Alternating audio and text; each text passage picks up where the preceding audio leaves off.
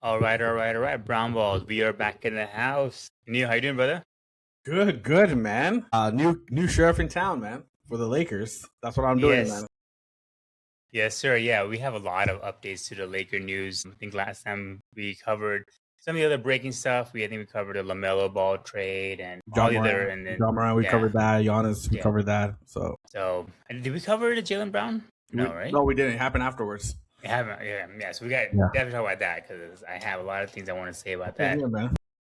But first and foremost, I guess, since we are Laker homers, let's talk about the Lakers. We made a lot of moves, I think, to surprise many Laker fans because I think everyone thought it was a little quiet. Then all of a sudden, we just signed a bunch of people. The biggest development is obviously LeBron saying, thank you, but no thank you. I'm going to be taking my talent somewhere else. Going to his fourth team potentially. And so, 4 teams, 4 rings. I don't know if that's GOAT debate. We'll get into that too, probably. But what are your thoughts, man? LeBron not coming back, saying no This thanks, is Lakers. this is one of the Brown Balls dream come true, man. That's you, Tapas. Yes, You sir. want you wanted LeBron like gone and off the Lakers, and he is, right? Look, I'm appreciative of what LeBron brought to the Lakers. In my view, he did deliver a championship as one of the stars there is. There was times in the dark age, when LaMarcus Aldridge, we wanted to get him, and he made fun of the Lakers pitch because they couldn't even get him, and said that they didn't even talk about basketball; they talked about Hollywood. There was a lot of free agents that turned us down, like DeMar DeRozan when he was in prime of his career. From Raptors when he was a free agent, he didn't want to come here either. There's a lot of free agents that just didn't want to show up back. I want to say from 2012 and through 2018. Nobody like Dwight left, right? And so it's just I'm just appreciative that LeBron gave us that opportunity to bring. I don't know, like put it back where Lakers are supposed to be on the top, and he gave an opportunity. And when we got LeBron, when LeBron chose the Lakers were not a championship team. They had all the young fellas, like we had Lonzo, Josh Hart, Brandon Ingram, Larry Nance, a couple others. So it wasn't a championship team. LeBron knew it too, but he still saw, what they can get, right? They can trade those players and go get another superstar, and we delivered on that with Anthony Davis, right? And that turned into a championship within the next second year. LeBron won, and then obviously LeBron being LeBron being the GM of the team, he went at Westbrook, and that's where all the downhill started happening. Mm-hmm. So all in all, before we get into what he did this past week, I'm just so appreciative. LeBron was my guy and still my guy. Still root for the guy. Even he tappers. I like LeBron back in the Cavaliers days. Mm-hmm. I wasn't a LeBron fan because he joined the Lakers. I was just happy he joined the Lakers, the team that I love. Right. I was rooting for LeBron when he was in Cavaliers. And so wherever he takes his talent, I'll root for him. Hopefully he does good. But I don't think him leaving the Lakers. I guess it was a good breakup. I guess it was, Genie Bus put a statement out there. Then LeBron's like, no, thank you, kind of thing, for letting me, play here in such a great franchise. So it was like a very nice breakup. I think, it wasn't a very ugly breakup, So, but yeah, but like before we get on to it, that's what I want to reminisce about. LeBron, gave us an opportunity, man. Something to look forward to and put Lakers back where they're supposed to be. And so I'm just glad. I'm not like one of those Lakers fans that say bye. I'm appreciative, man. What the guy did for us. So Bye. like you, Tapas, I think you're more like, oh, don't let the door hit you on your way out. Yeah, exactly. Yeah, exactly. Yes, and it's not because I want to make it clear. I think LeBron is an all-time great player. I think he's a great player. I really do. And one thing I learned, that I learned from appreciating Tom Brady was while we have the greatness, let's appreciate it. So I appreciate what LeBron is and what he has done, and the fact that yes, he brought one championship to the Lakers, right? But I think one season sometimes that does not overextend to the other 7 that Yeah. could have been. Yeah. Right. One thing about Lakers, and one thing you expect as a LeBron fan, you always expect championship contention every year. Oh yeah. And Laker fans always had that, but for the last like 5 seasons, I'm always like, we're not contenders. I don't know what we're talking about. We're not contenders. And even though we're top 3 in the West, we're not contenders. We're not. So that's my thing. Is yes, he brought us one championship, but he also demands so much of a say in a franchise that I think he also ruined what the Lakers are all about. Right, like you mentioned, the Westbrook fiasco.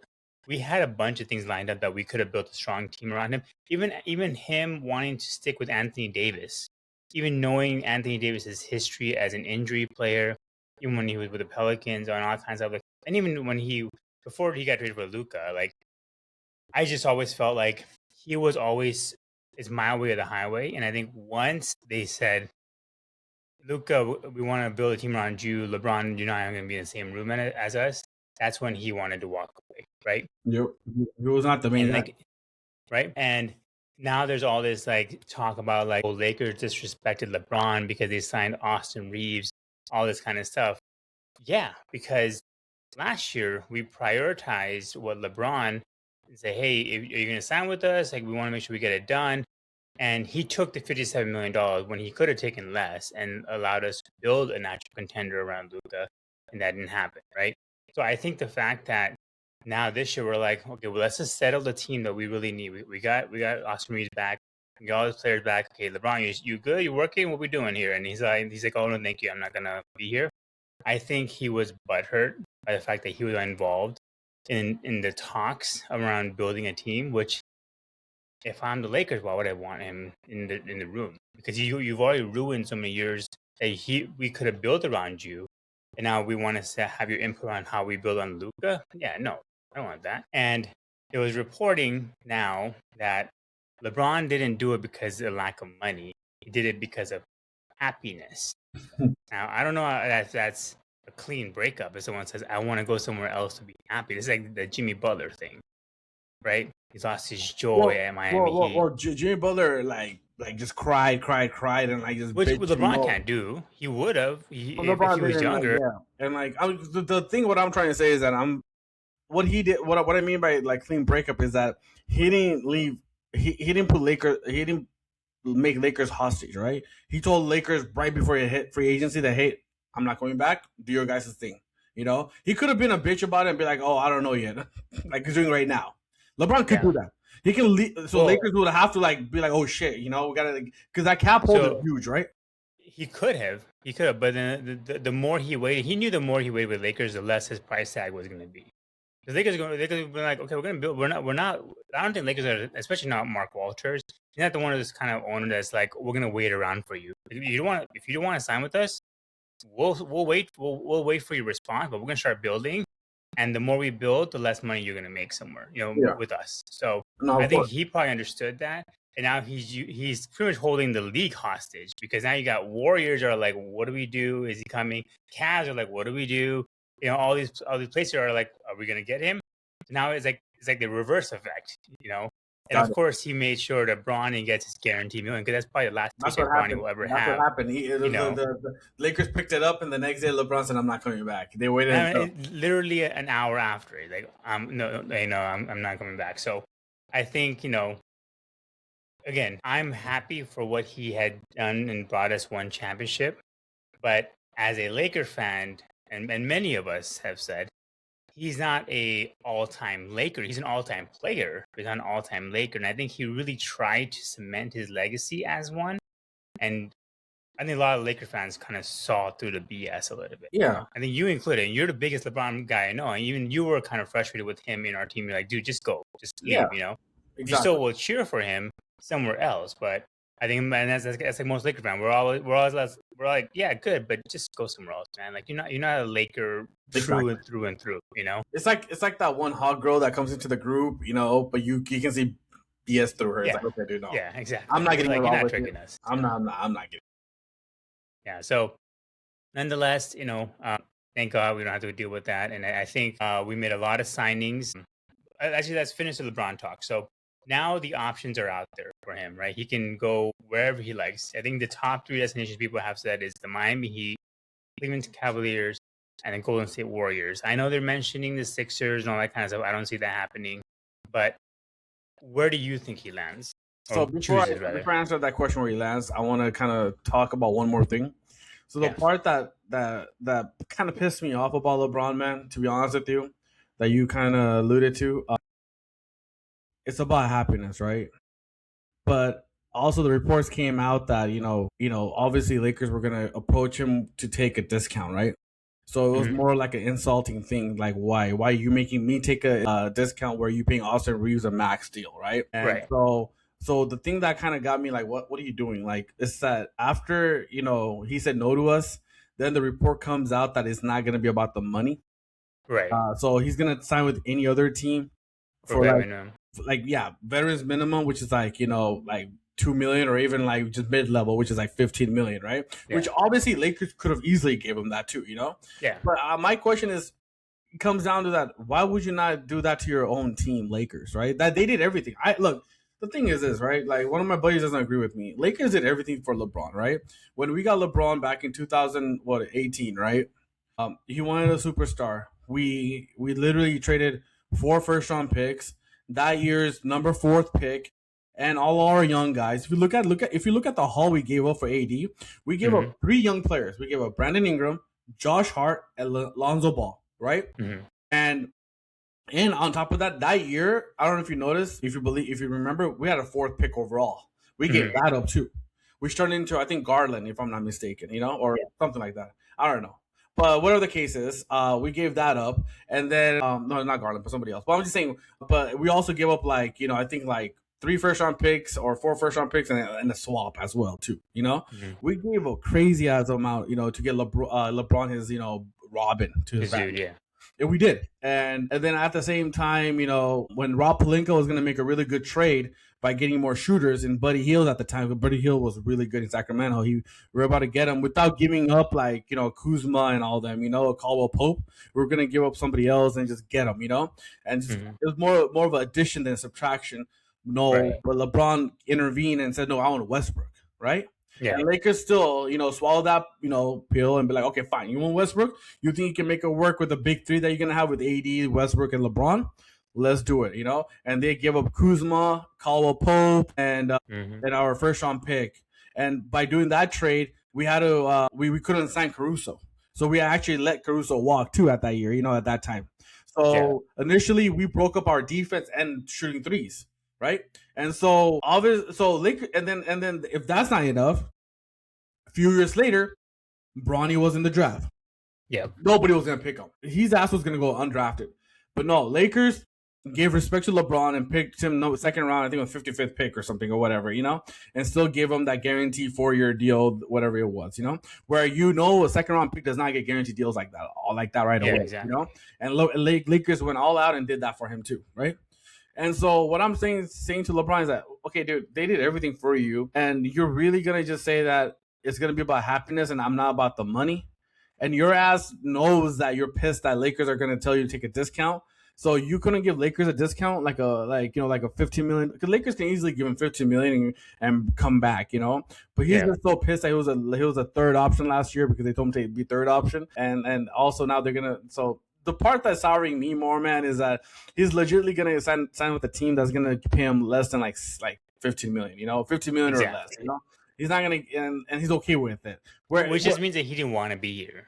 I mean, think about it. With LeBron being here, with all the additions we added, dude, we would have been top team in the West. To be honest with you, like the additions we made, like, dude, there's no way in hell, So, but I wanted to just get that out of my chest, about what LeBron did. That was I agree with you, and I think that's the thing that's always frustrated me about LeBron is about just how much he wants attention and how much he demands things go his way, or he starts he's smarter as far as unlike Aaron Rodgers. I would say LeBron is the Aaron Rodgers of NBA. Like, Aaron Rodgers, great talent and all, but a shitty leader and one-time champion. And people, Packer fans will put him as a GOAT conversation, but he's not even close to it, right?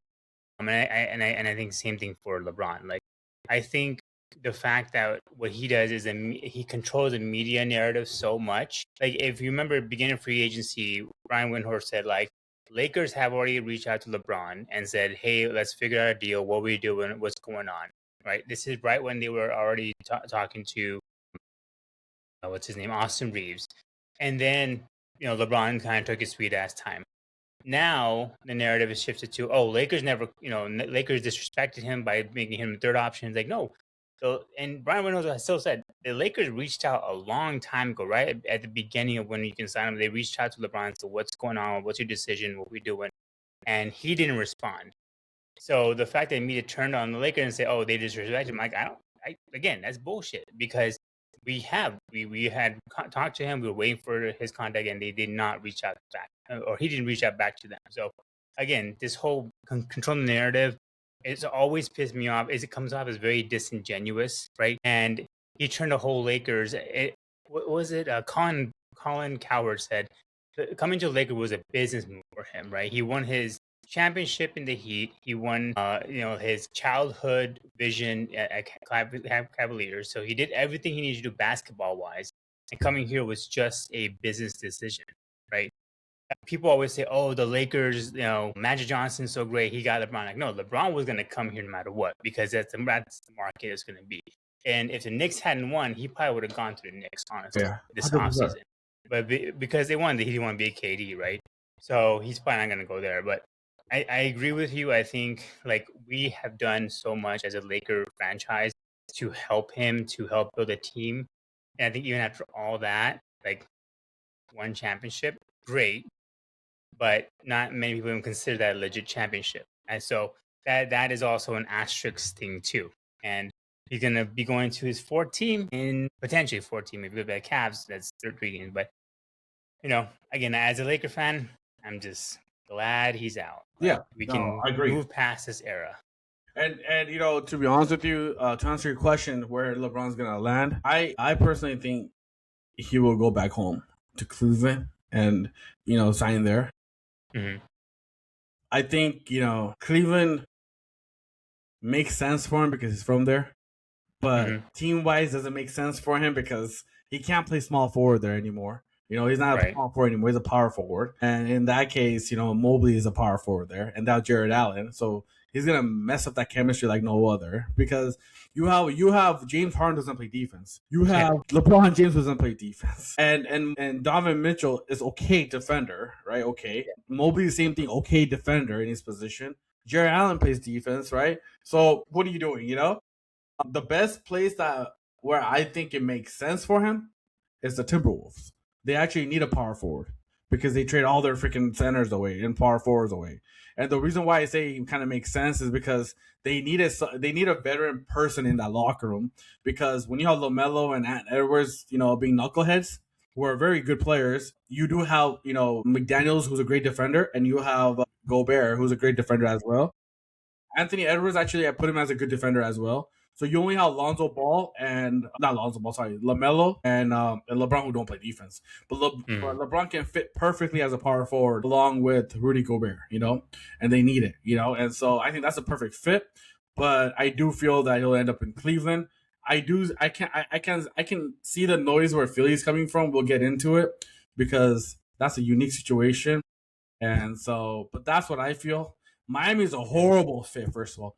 Because Giannis can't shoot, Bam can't shoot, and you put LeBron there, he can't shoot either. So LeBron's not a consistent shooter, man. LeBron's not even a shooter. Right, yeah. So you're gonna put three people out there who cannot shoot, and all three of them want to just go down low. Do it. I feel like the Heat, because if I'm LeBron, I'm avoiding the West. West is too stacked. Yeah. Too stacked right now, right? You're not getting past the Spurs or OKC, and if you put them in Timberwolves, I don't think they're getting past the Spurs or OKC, like because LaMelo is the worst defender in the league by statistical. Everyone says it's Luka, but it's LaMelo is the worst defender, and those two, LaMelo and Ant, need the ball. So I don't even know how LeBron can factor into that, where he needs the ball too to get things going. So there's not enough basketballs for the three of them. I feel like. I agree. Cleveland is a interesting situation for him. I think he can fit well if James Harden is okay going into the bench potentially. Then he comes out of the bench as a facilitator. I know it's a tough ask. I do think Miami Heat makes sense because if they get him, because they need a point guard. They need somebody who can facilitate the offense, which I think LeBron can do very well. Right? He can really fall into the third place, which is Giannis number one option, number two Bam. and then LeBron number 3, Wait, and then they can you just said third build option? and just. Wait, you said third option? He hates that word, third option. He was a Lakers third I option. mean, He hated it. anywhere else he goes, he's basically third option, right? Like if he goes to besides Cleveland, he'll be a third option everywhere, right? I mean, if he goes to freaking Philly, he'll be a fourth option. Fourth option, man. Yeah. You got Mitchell, Harden, and Mobley first. There you go, yeah. First. And Yeah. the only other team that gives you the second option role is Minnesota, because they'll be like, all right, LaMelo, take your ass away. It's gonna be Ant Edwards and it's gonna be LeBron, and then it's you. Like that's what's gonna happen. Yeah. I don't know. Yeah, so I feel like the Heat would make sense for him just because they need that, and then once they get LeBron, they can build out with a bunch of shooters. I think that would be. It's hard to get shooters, man. It's hard to get shooters. It is. But and also the East right now, because of the idiocy of the Celtics, the East is very weak. So, it's very, very interesting. We'll see. I don't see him making a decision anytime soon. I think he's going to really wait to see what other moves the Heat and the Cavs do. I think the Cavs are trying to get Bronny from us, which again, yes, please do that. Do us a favor, take Bronny from us so he can lure LeBron to coming back to Cleveland. But yeah, we'll see where he ends up. Sure. And I think it'll probably be towards the end, honestly. We have to. Okay, we'll talk about Lakers signing in a bit. We have to get into this next trade, dude. Let's just go. Yeah. Let's address the elephant in the room. Please, let's talk about this trade, Tapas. Yes. I honestly, you want to go first or you want to go first? I don't care. No, you go ahead. All right. I'm about to say something that's you're gonna laugh at me or you're gonna agree with me, right? It's the opposite spectrum. Either you can agree or disagree. Yeah. This is worst trade that Nico made. The worst trade in what? Luka? Then Nico Harrison made. Worst trade. Yes. This is the most stupidest trade ever in my life. And I'm not okay, look. I want to get this away, okay? I know they dangled him for Giannis and that didn't happen. And I understand that it was out in the public that Jalen Brown was available. I completely agree that you have to trade him. I get it, you gotta trade him then, because that's fine. I get it. I don't care they traded Jalen Brown, right? I don't care. Because they're tired of him, they're done with him, they want to move off him. I don't want Tapas, this guy was 4th in MVP voting.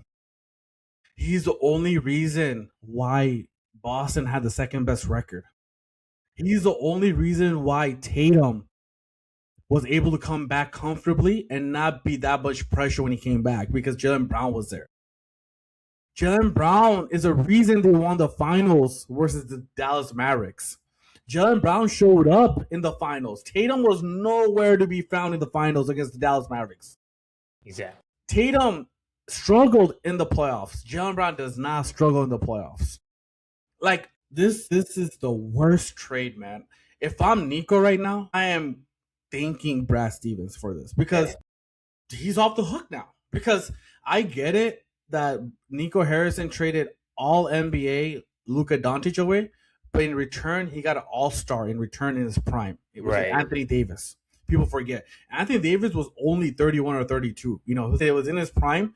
And honestly, Anthony Davis never had serious injuries. He had plenty of he was still a defensive force, an offensive guy. You'll see it with the Wizards when he plays, So I don't know what Brad Stevens is thinking. And I hate the fact that they're saying that you can't, with the new aprons with the new salary cap and aprons, you cannot have two players making 80% of your salary. I completely get that, I get it that Jalen Brown was making 60 plus and Tatum was making 60 plus. I get that. You have to trade one of them away. You cannot have both players making that much money.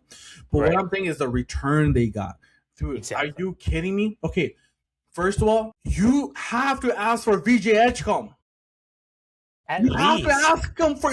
I understand. I understand Tatum. I understand. Tyrese Maxey is not available. He's hands off. I understand that because Philly. I've been to many Philly games, man. They love their Maxey. They love Tyrese. That's their guy. That's their guy. He's untouchable. Dude, they should have. Okay, instead of Paul George, ask for Embiid. Dude, Celtics needed a center. Ask for Embiid. Dude, Philadelphia does not want Embiid anymore. He has 3 years left, making like freaking $80 million. Philly will be happy to give you Embiid. Here, take him. Right? Like, dude, I'm telling you, there's better players in Philly that they could have asked for instead of freaking Paul George, who has the same amount of money, one less year remaining. That's it. And to be honest with you, quite frankly, Paul George makes more money than Jalen Brown does. Go look it up. Oh yeah. He makes more money than freaking Jalen Brown, and he has. If I get it, he has 1 year less. But what 1 year less, dude? And you know what? You know what's funny? Philly actually drafted a really good, like a point guard / shooting guard. And they didn't even ask for him this year. Yeah, I don't get it. Dude, they didn't even ask for VJ Edgecombe. Like, okay, I would have been so fine if it was like 2 first round picks, VJ Edgecombe and Paul George. Fine. You got a good deal out of it. You got a VJ Edgecombe who's in his rookie deal, who's making like, 10, 14 million. That's fine. And you got Paul George, who a salary matcher. That's fine. They didn't even get anything, dude. This trade, I will tell you right now, this is malpractice. How Brian Windhorst said about Nico Harris. This is a malpractice. You cannot do this. Like, there's no. This is fireable offense, man. I'm telling you right now, a fireable offense. Like, this set Boston Celtics. I'm telling you right now, this set Boston Celtics 10 years back. I'll tell you right now, Jason Tatum will never win a championship in Boston Celtics ever. They can't. There is no way they can regroup from this, because the thing is this: the first round picks they got, they're not going to be lottery picks. They're in their 20s.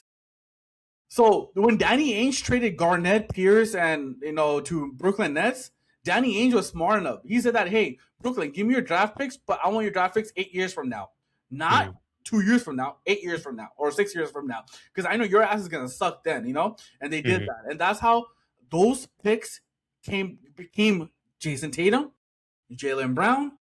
Like, it became that, And so this is gonna put Boston back 10 years. And I'll be honest with you, I would not be surprised that Jason Tatum gets fed up because this owner doesn't want to spend, and he demands a trade or he leaves in free agency. Yeah. And I'll tell you right now. So I heard. Yeah. Go ahead, man.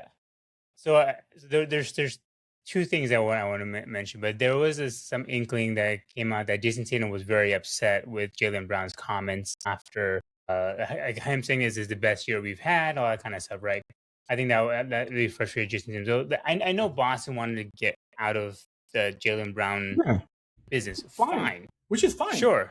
Which it was already bad. It was uncomfortable. You got to get out. I agree with them, right? But I just don't know how you get from potentially trading Jalen Brown for Giannis Antetokounmpo, one of the top 5 players in the league, and their hard stop was to defend one of the 2 players, one that averaged 2 points per game last year, and the other one that averaged 4. Hugo, yeah. Right? Both Euro players. And they're like, those are untradeable. Otherwise, the package was the same. And all the Bucks were asking was, we'll take whatever you're going to give us, for pretty much whatever they offered for Paul George. We'll take that, plus just give us one of those players. And you guys got Giannis Antetokounmpo, right? I don't know how they go from that to calling Philly and not even asking for Tyrese Maxey. Hell, if it was just for VJ Edgecombe, not on Paul Pierce involved. We want VJ Edgecombe. I know the numbers wouldn't match up and all that kind of stuff. Like, you can probably find a way around that. Maybe Kyle out or whatever, right? But like, that would have been like, that's a bad trade, but okay, you got a good 3-and-D player in VJ Edgecombe to match up with that defense that you have in Celtics. That could work. I just don't know how. I mean, Paul George, my God, his legacy is he will always be involved in the worst trades of all time, right? The haul that OKC got for Paul George going to the Clippers was already considered one of the worst of all time. And now you got this. That's his legacy, right? So I'm sitting there, I'm like, dude, we could have gotten we paid more for Kessler than they did for Jalen Brown, because technically, in order to get out of Paul George, the Sixers would have to give up a first-round pick because of how expensive his contract is and how unproductive he is. So technically, they traded for Paul George, 1 first-round pick, and then 2 pick spots. That's all they did, right? Which I just don't understand it. And I know they're analytical based, and Brad Stevens said technically their best player last year, even when Tatum was injured, was Derek White for some stupidest shit ever. I don't know if you saw that. Stupidest shit ever. Yeah, because of analytically, he was like, dude, Jalen Brown averaged 29 points for you. The reason why you were in game was because he was doubling the points of Derek White. You're not saying that Derek White averaged 15 points. So I don't know. I don't understand it. And I'm an analytical guy too. That just, he was open because of Jalen Brown, dude. He did everything. I know they were. This is Nico Harrison level of bad trades, and the only reason why he had a job is probably he's just saying, let's see what happens. Okay, if we don't do all this this season, go ahead and fire me. But let's see what happens, right? They're not gonna go anywhere. But here's my thing, right? Here's my thing. So this is the devil's advocate part. I think Brad Stevens also just threw a big grenade into the Sixers because Jalen Brown, his biggest complaint was he wants to be alpha. He wants to be number one, and in Sixers he'll be number 3. He went back a step, right? Because Embiid's gonna bitch about it, right? Embiid, whenever he's available, he's gonna bitch about not getting the ball. Tyrese Maxey, like you said, he is a heart and soul. He is their best player. So he has to set, he's going to stand behind Tyrese Maxey, who is younger than him. And he's going to have to play behind Embiid, who is always injured, which frustrated him because Tatum was always injured too. And Jalen Brown's number 3 now. So I think he also just threw a big old grenade. Like, all right, Sixers, here you go. Because I don't understand that. Why would they train within their own division either? That made no sense either. I know there's ways to make it work, and I think Sixers obviously got better, but I think there's going to be a lot more drama in Philadelphia because of what this is. Because Jalen Brown does not want to be number 2 or 3; he wants to be number 1. And do you think Sixers are going to be able to find a way to make him number 1 and tell Tyrese Maxey to take a step back? How does it affect the Sixers? What do you think? So okay, so the guy that's gonna get affected the most in this acquisition of Jalen Brown is Tyrese Maxey. Yeah. Tyrese Maxey is like a Luka Doncic, holds the ball for like literally 20 seconds. Exactly. He does his own thing, you know? And then if he decides to shoot, he shoots, or he passes the ball to Embiid or VJ Edgecombe. That's what he does, right? Yeah. And so I will tell you that.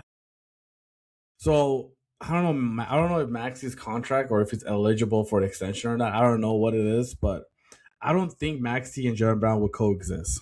They won't. Yeah. I think that's what I'm saying. That's what I'm saying. No, I get it, but still, with the dude, I still wouldn't trade Luka Doncic to freaking like. I know. It's still a shitty trade. It's still I 100% agree with you. 1-1, the trade itself was so bad, but now you're giving Philadelphia a big old grenade, dude. Even if you feel it, if this is what it is, yeah, you didn't lose anything. Let it be a grenade. Yeah. You know what I'm saying? You didn't lose shit in this trade. So even if it doesn't work out, Philly still didn't lose shit, you know? And so, but I do think that this automatically basically makes Philly a top team league. Yeah. Automatically. You know, I don't think New York is top, how people think. I told you about New York. I love my New York Knickerbockers, but they're so much like Dallas Mavericks that they're happy with that championship, and that's it, you know? Like, I think New York will be like 4th or 5th, whatever the case is. I think Philly is automatically number 1. I'll be telling you right now. And so odds wise, yeah. Okay, I'll give you the odds. It's still Spurs number 1. Well, Spurs and Thunder are now tied for number 1. Odds to win it all. Number 3 is actually the Knicks. Number 4 is still the Celtics. And number 5, moving up, is the Sixers. I don't get it why Celtics are still 5, dude. Yeah, 4. They're favored plus 1,300, and Sixers are favored plus 2,000. I don't get this, dude. I don't get it either. I don't get it. I agree with you, but this is a bad in my eyes, right? If I'm thinking honestly, the trade itself is so bad. It's terrible trade, terrible GMing, right? I don't know what he was thinking. It's not. This isn't even like. At least with Nico, I'll give Nico one thing, right? He had to make this trade for Luka very private. He had to just call like hey, dude, want Luka? We'll give us AD. We'll figure it out, okay? Like that, because he had to make it very, very quiet. This was public. Everybody knew you want to get rid of Jalen Brown, and this is what you get in return. Everyone's like, dude, we could have gotten Jalen Brown for free then, for pennies on the dollar. What are we doing here? Lakers could have easily got Jalen Brown. Yeah, I mean, I'm sure Philly's like, you want who? You want Paul George? Yes. Okay. Yeah. Here you go. Do you sure you don't want Edgecombe? No, you're good. Okay. So there was rumors. You know how this thing started. So Brad Stevens called up Philly. It started off with VJ Edgecombe and 5 first-round picks, and Philly said, "We're not interested in that business. We're good." You know. we're not gonna do anything with Veggie. Philly, yeah. So they hung up. The Philly comes back. How do you go from that to saying that find 2 first-round picks and Paul George? Like, how do you go from freaking VJ Edgecombe and 5 first-round picks to just give us 2 picks and Paul George? That's the worst negotiating ever, right? Like, if someone says, I'll pay you $100," the guy's like, "I'll give you 20." Okay, I'll take it for 20. No, you gotta go. Okay, well, Dude, this is how not about even 80? this is more for $1. Here, you want to? Yeah. What?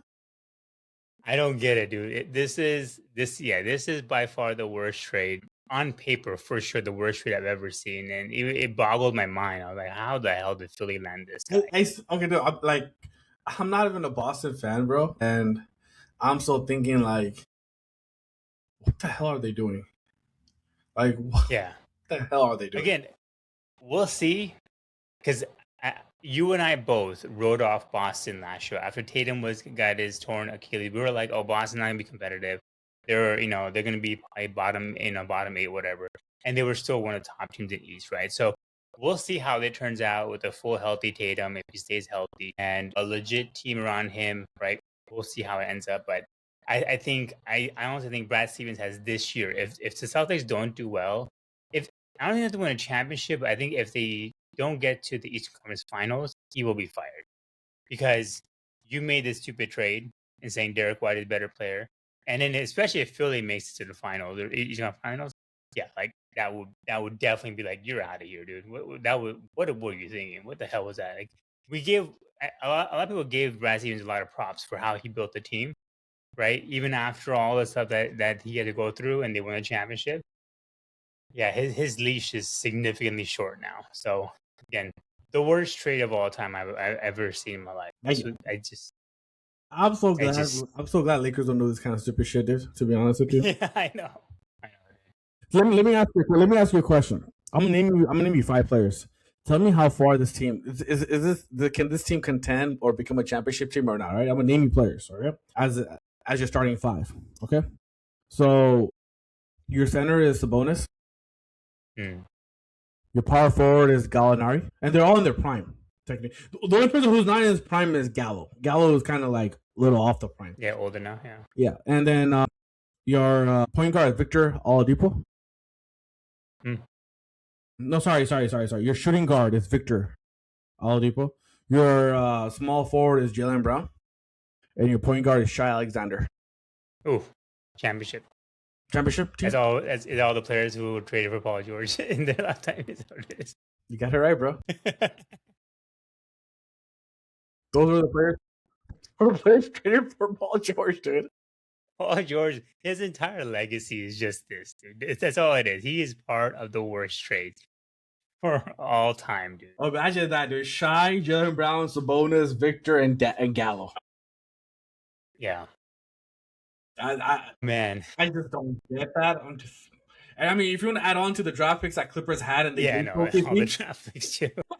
Y'all Williams off the bench if you want that. Yeah, insane, dude. Honestly, I'm still like I still. That's why like, all these thoughts. I'm like, what could have been the reason? Like, what is he trying? That's where I came with the whole grenade thing. I was like, maybe he's just trying to. But like, even then, why would you sacrifice your own franchise to mess with somebody else's? The only reason I don't think it's a grenade is because Sixers didn't get shit out of it. Like, I mean, they didn't give up any. Yeah, it's free, but it's also he's getting paid a lot. He's going to be the highest paid Sixer there, right? They got to figure out to push Embiid out, or they got to figure it out. Or one of them. Yeah, I think it's either him or Embiid. Yeah, but dude, again, the thing is with Jalen Brown, man, like his ego. He's a player who can play with players. He's not gonna bitch and moan, and because that's what he did in Boston.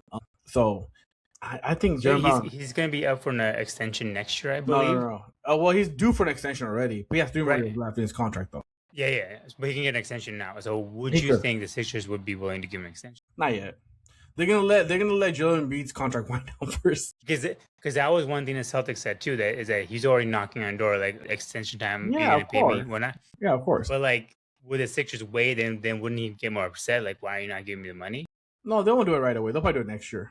When he averages 15 points, he'd be like a Tobias Harris kind of player. Though. He'd be at 15 points over there. Oh, we'll see, man. Again, it just threw a big old wrench because in the East before this, it was Boston was still considered number 1. the Knicks were number 2, and then I think the Sixers were behind. I believe it was the Pistons Yeah, and Atlanta. Cleveland before, and then now they Including, moved up significantly. yeah. Yeah. So it's, So damn, maybe when LeBron comes, maybe he pushes Cleveland above back, whatever. But crazy, man. All right, yeah, man. insane, dude. Let's get into our Lakers signings. I love it. Yes, I I love it. I love it. I honestly do love it. So we first and foremost we got Walker Kessler from the Jazz for first round picks and some pick swaps, So, and then he signed a 4-year, $130 million.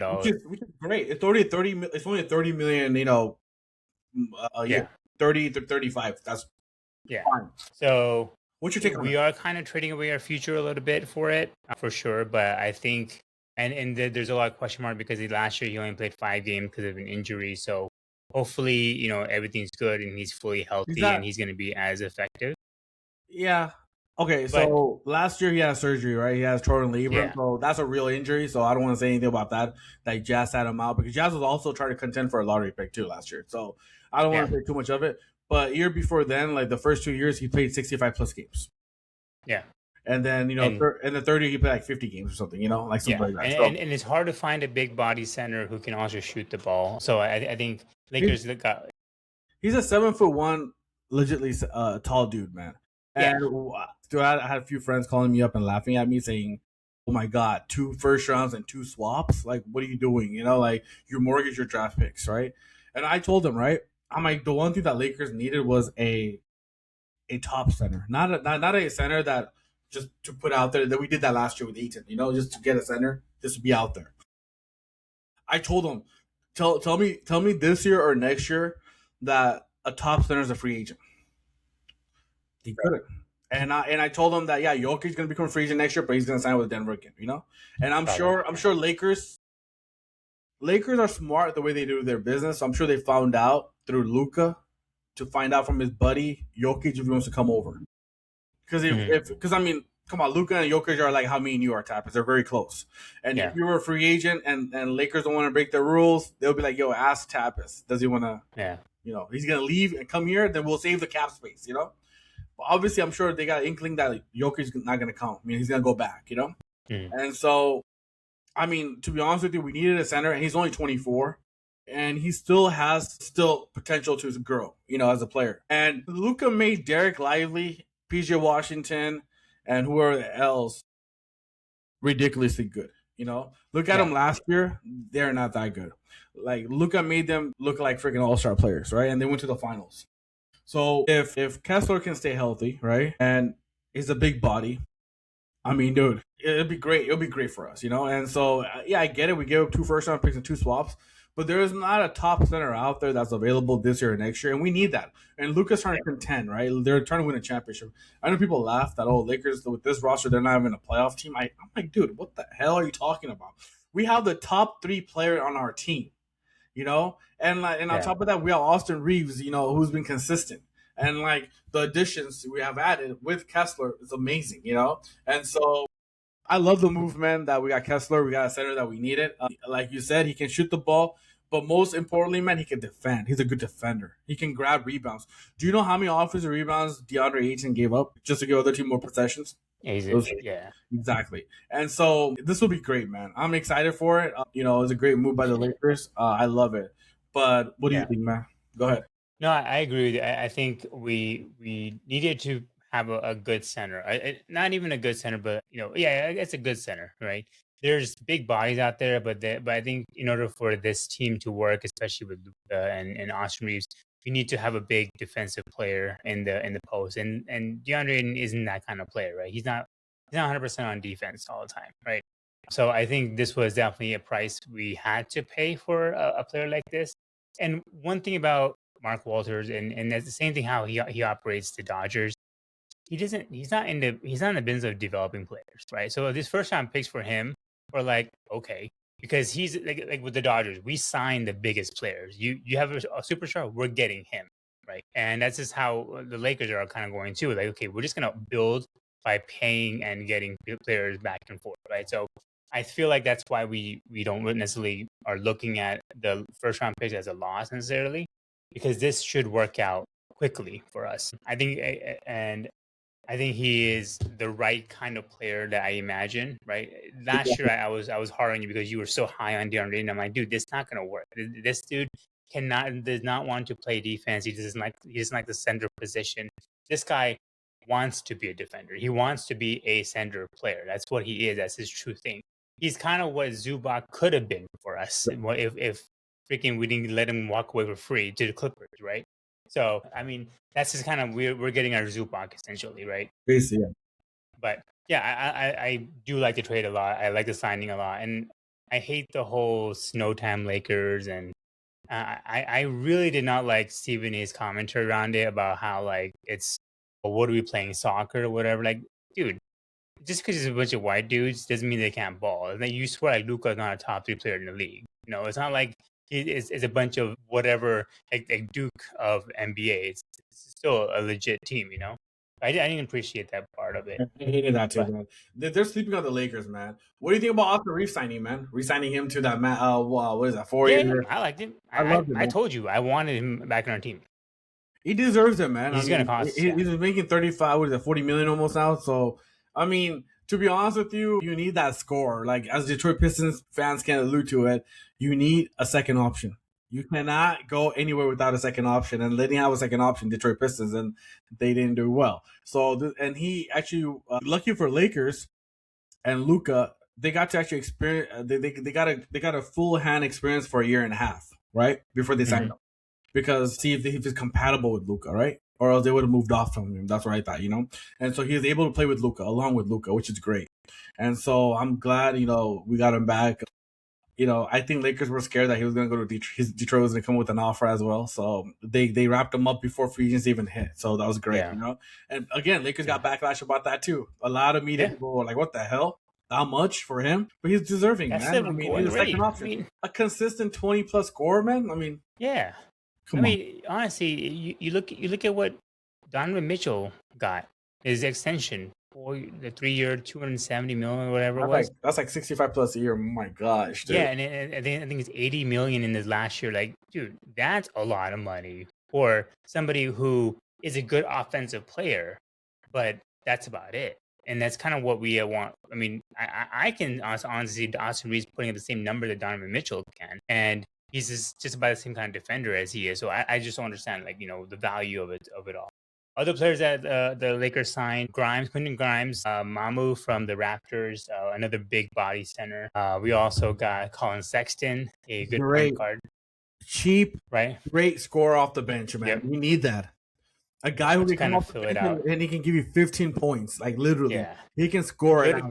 Good off the bench, right? Kevon Looney, also another big body throw out there too. I know he's a little past his prime.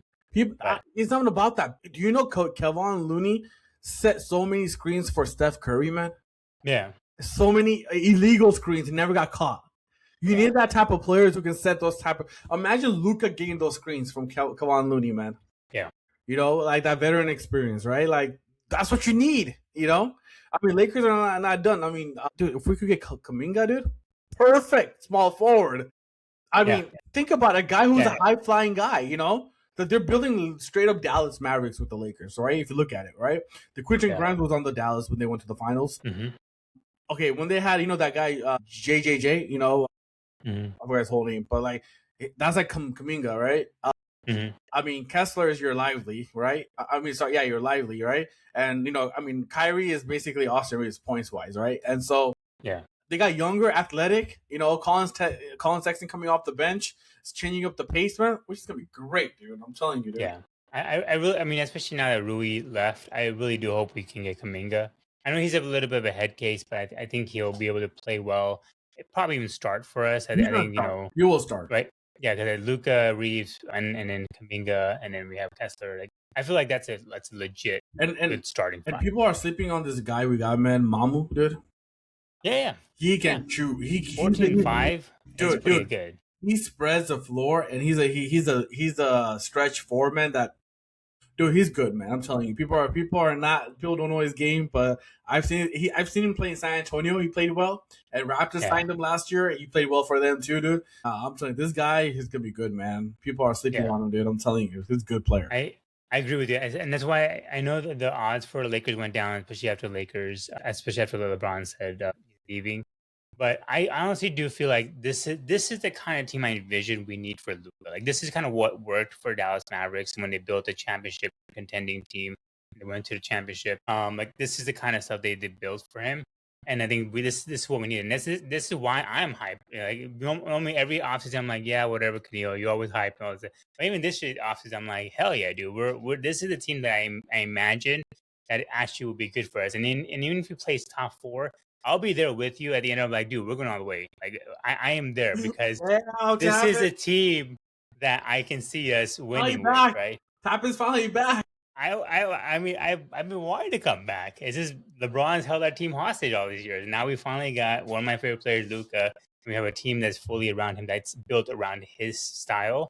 I think we'll be all right. Hopefully Reddick can pull it off. I will tell you, I know you're gonna laugh at me, but I think the best signing the Lakers had. You don't know this player too well. I've seen him play in Philly and also in Dallas. Is Quentin Grimes.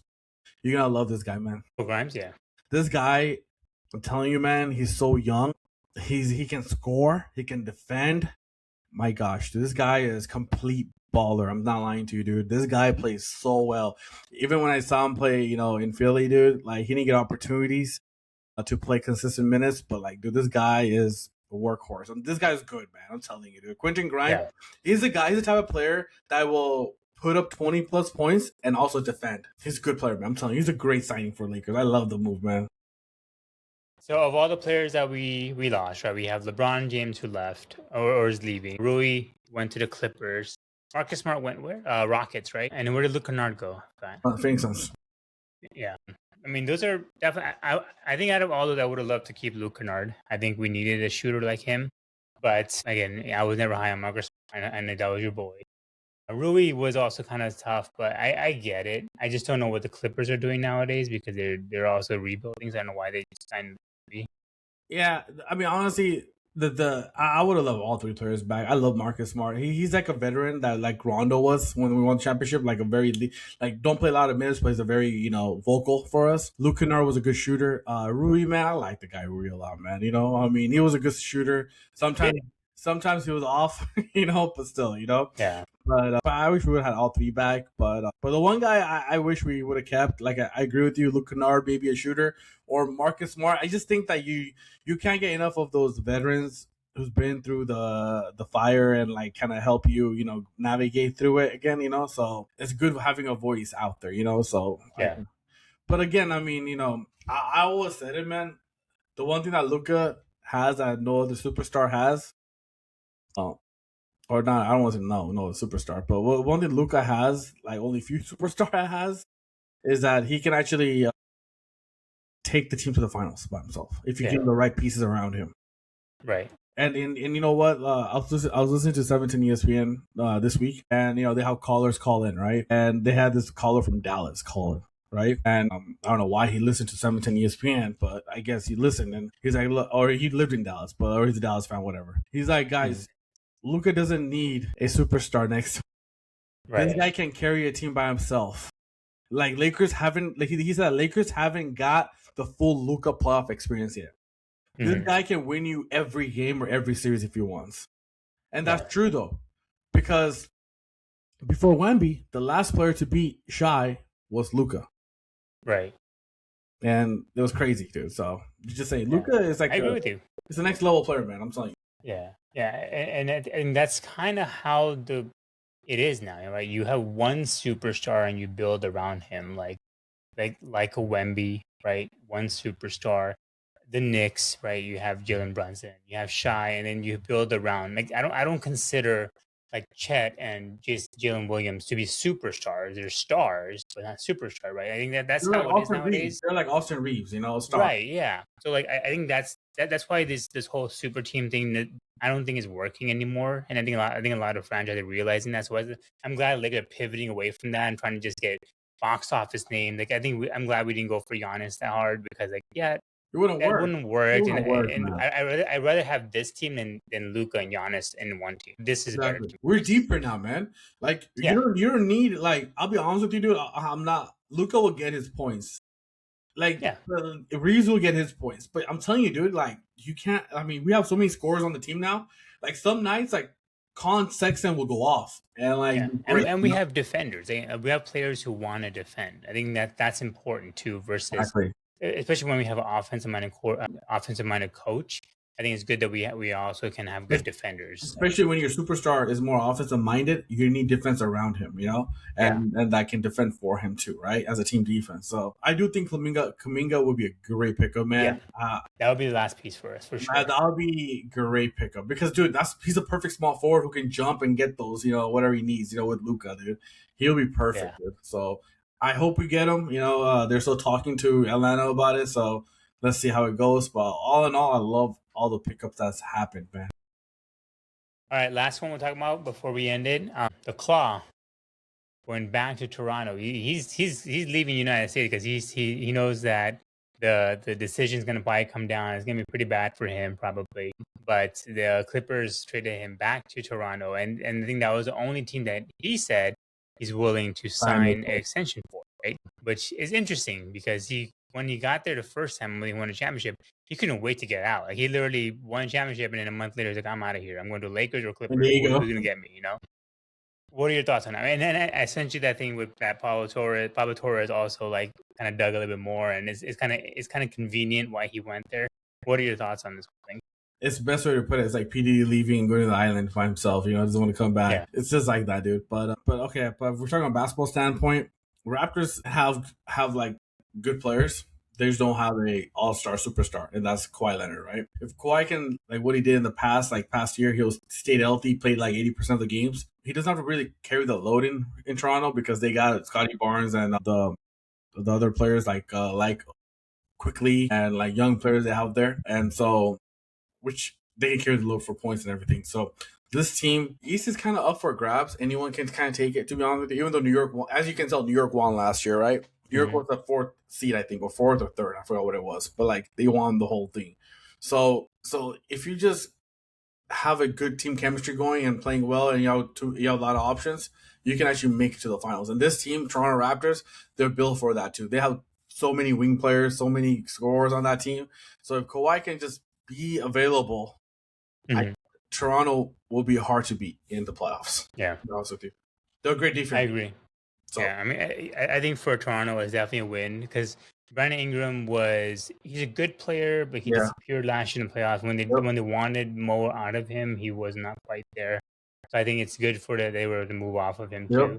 And obviously getting Kawhi is I mean on the court he's a damn talent. He's a superstar. Exactly. But it's the other stuff that hopefully doesn't affect that team. I know Pablo Torres was reporting about how like the owner of the Toronto Raptors is also part of the committee that's overlooking this whole investigation. So there's always, they're going to find a way to skirt around it and all these things. And they found out more stuff around his uncle asking for all these things that the Lakers said no to, and then Toronto said no to, but then the Clippers. He changed the agent now too. He changed the representative too. That's crazy. So his uncle and the agent's not involved anymore now. So that's right. That's interesting. So shit's coming down for sure. I don't know how long, but it's coming down though. Yeah. So, we'll see what happens. I think this is the move. This move kind of neutralizes some of the issues that the Raptors got screwed because they eventually got them back. So this is probably the NBA also trying to be like, okay, let's try to find a way to soften the blow, and so they send him back to Toronto, and it is what it is. So again, I think Toronto got better. Clippers are just gonna kind of rebuild as they always do. Their whole experiment, Paul George and Kawhi, did not work out for them, and now they're just gonna be fully into rebuilding around BI and Rui and all this kind of stuff. We'll see what happens with them, but nonetheless, dude, a lot of big splashes, man. I guess the biggest one now will be where does LeBron go, and it's probably gonna be not towards the end of the. Exactly. But I do want to talk about quarterfinals for World Cup. I kind of want to see where you're. I didn't watch all the games, but there's a few games that caught my eyes. The Argentina game against Egypt was insane, dude. You didn't watch that one, did you? Your boy tweeted that out. Messi. No, bro. He said this might be bigger than 28-3 comeback in the Super Bowl. That's how big he is. It was okay. So I I was on I was watching a YouTube video or whatever, and I saw that somebody put on there, oh, Egypt is whooping the heck out of Argentina. So I'm like, oh wow, they're down 2. I put the game on, and there still it was 70 minutes in, and all of a sudden you just see these Argentina scores 1 goal. You're like, oh my god, that's crazy. What the hell? And with still like 10 minutes left, okay, that's awesome. They still have extra time. Maybe they can get one more goal. Then Messi scores that crazy ass goal for number 2. And then right after that, 5 minutes, the other guy scored. I'm like, Yeah, what just happened? Like, that was incredible. talk right? about coach job. Talk about coach job, man. I mean, I don't follow soccer, and I think this is the first time where I'm like so invested. Like I watched the entire Spain and Portugal. 'Cause I wanted Ronaldo to lose. I love seeing that.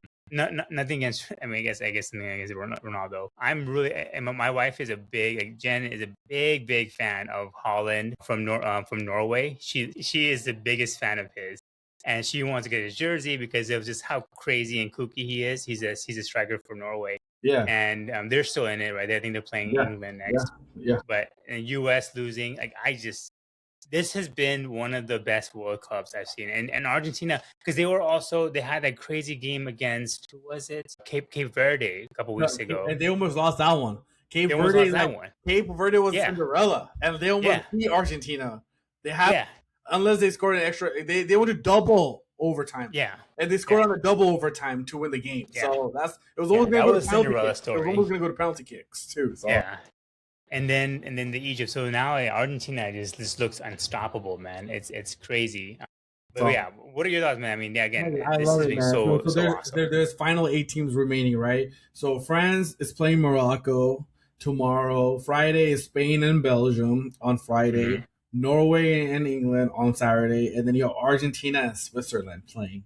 From those teams, when we come back on Monday, who do you have? I'll go one by one again with you. France and Morocco, who you have? I got France. Same here. Yeah. Mbappe. Mbappe. Spain and Belgium.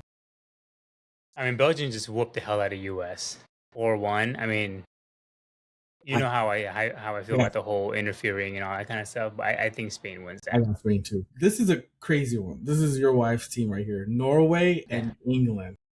I'm going Norway just because my wife, again, she wants Norway. She loves to do their little thing. Or the little rowing thing.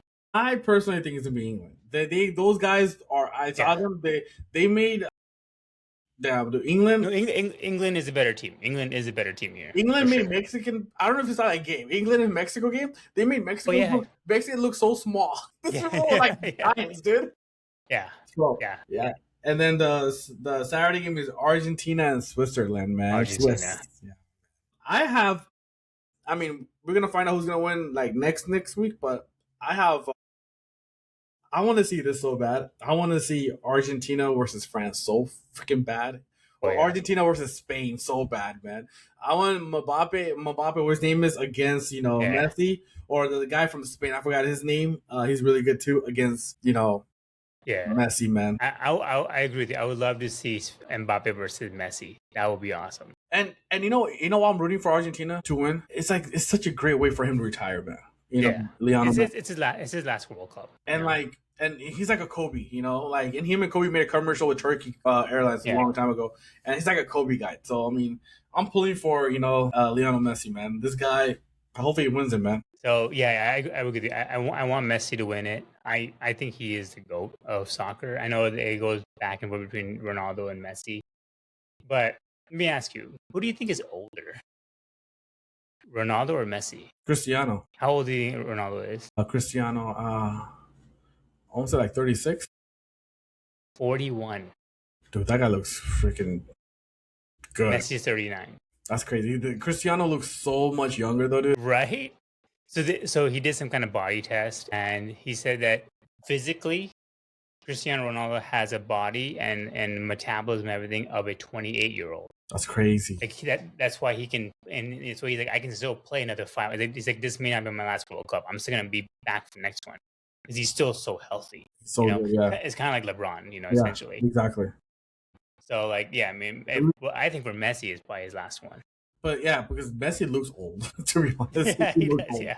He looks like Dirk Nowitzki in his last leg, winning that championship. Yeah, exactly. Like, he's like, I got it, I'm good. Like, I'm done now, you know. So Leon, I just want to root for Messi, man. I just want him to like retire in the sunset, man. This guy deserves it.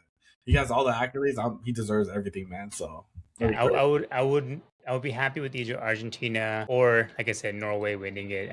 I've been hooked on this Holland guy. I mean, he's so funny. He's been trending a lot, though. I don't know why. He's so. I mean, if you, I watched the whole game against Brazil. They beat Brazil this past week, and the way he plays, dude, like he walks around. The one of the kickers on the left is running. You know, you can tell there's something happening, but he's just walking just normal, just doesn't care, walking, and then just out of nowhere, speed and just headbutts it in. I was like, what the hell was? And all the commentator was like, what was that? Like, you looked like he didn't know what was happening in the play, and he just opens his eyes and all of a sudden like boom, and then he scores the first goal of the game. It was like so easy for him. It was so crazy to watch, dude. I was very surprised by that guy. The only reason I know about him is he's been trending is because I guess he was eating and like he scares himself out. Like, yeah. Hey, he's trending, dude. I mean, he's also loving the U.S. He's like eating all this like unhealthy stuff here. Like a Philly cheesesteak was one of his favorite things he ate here. He loves it, dude. So Tapas, I know we're going a little over, but I want to talk. I haven't got to this, but I want to talk about this really quick. So, what am I known for? My short hands? No. For what I love so much to eat. Ranch. And what was the number one thing the tourists took from here? Oh yeah, ranch. Yeah. They call it salad, not something else. Ranch, bro. That was a hot thing the tourists were packing to take back home, man. I'm telling you. Yeah. Ranch. I saw a lot of Europeans were like, "What is this? You know, sauce that you guys are dipping everything in?" And then now when they tried, they're like, "Oh, it's so good," you know. But yeah, ranch is a hot commodity. I mean, yeah, we've had it in the U.S. forever. It is one of the best things out there. It's crazy, man. It's great. Yeah, for those of you who don't know Kenil will literally order anywhere we go. He will ask for a side of ranch. I've seen this guy eat a pizza with ranch. I've seen him eat just the most random stuff in a roll with ranch. If it's there, he's gonna put on his dish. Luckily, Indians don't know about it, so when we go get Indian food, they don't have ranch. But if they did, he would put that shit all over naan too. I would, and Tapas, I took a shot of ranch too. Remember on my birthday, you took a shot of ranch as well. I love ranch, man. Man, but yeah, nonetheless, we will. Hopefully next week we're gonna get some LeBron news. We'll get a World Cup finals matchup pretty much by then, or actually the semifinal probably by then. Yep. Yeah. So yeah, man, cannot wait to get in with you next week, dude. That'll be great, man. Can't wait, Tapas. Till then, Brown Balls, we are out. Yep.